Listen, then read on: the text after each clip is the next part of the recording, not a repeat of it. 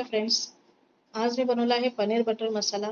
त्यासाठी मी एका कढईमध्ये थोडंसं तेल घेतलेलं आहे, थोडंसं 1-2 चमचे बटर घेतलेलं आहे, थोडंसं जिरं घालायचं आहे, थोडेसे लसूण घालायचे आहेत 7-8 पकड्या, थोडंसं आलं घालायचं आहे, थोडंसं कांदा घालायचा आहे, 2 ते 3 मोठे कांदे चिरून घेतलेले आहेत ते घेतलेले आहेत मी, 2 मोठे टोमॅटो चिरून घेतलेले आहेत ते घ्यायचे आहेत।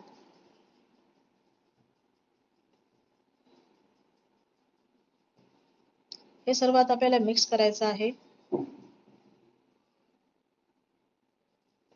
चांगलं मिक्स करायचं आहे, परतून घ्यायचं आहे आपल्याला।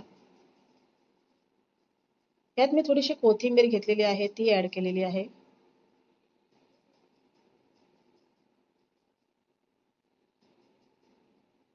थोडंसं मीठ घालायचं आहे आपल्याला। हे सर्व एकत्र मिक्स करायचं आहे। थोडंसं एक अर्धा ग्लास पाणी घालून आपल्याला हे झाकण ठेवून 5-6 मिनिटं शिजू द्यायचं आहे।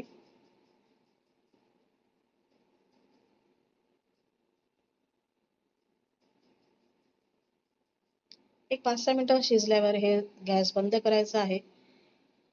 हे मिश्रण थंड झाल्यावर एका मिक्सरच्या भांड्यामध्ये घ्यायचं आहे। त्यात थोडीशी हळद घातलेली आहे मी, थोडंसं धना जिरा पावडर घातलेला आहे, थोडंसं लाल तिखट घातलेलं आहे, थोडंसं गरम मसाला नसेल तर किचन किंग मसाला घेतला तरी चालेल। थोडंसं पाणी घालून हे आपल्याला एक ग्राइंड करून घ्यायचं आहे, बारीक वाटण घ्यायचं आहे। एका कढईच्या भांड्यामध्ये पुन्हा एक थोडंसं तेल घ्यायचं आहे, थोडंसं बटर घ्यायचं आहे, मी तेजपत्ता घातलेला आहे त्याच्यात, थोडंसं हिंग घातलेलं आहे आणि हे ग्राइंड केलेलं मिक्सचर सर्व एक मिक्स करायचं आहे त्यात ऍड करून।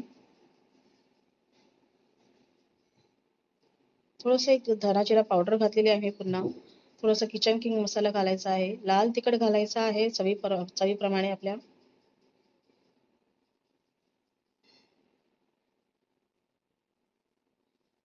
पुन्हा एकदा एक झाकण ठेवून 5-6 मिनिटं शिजू द्यायचं आहे।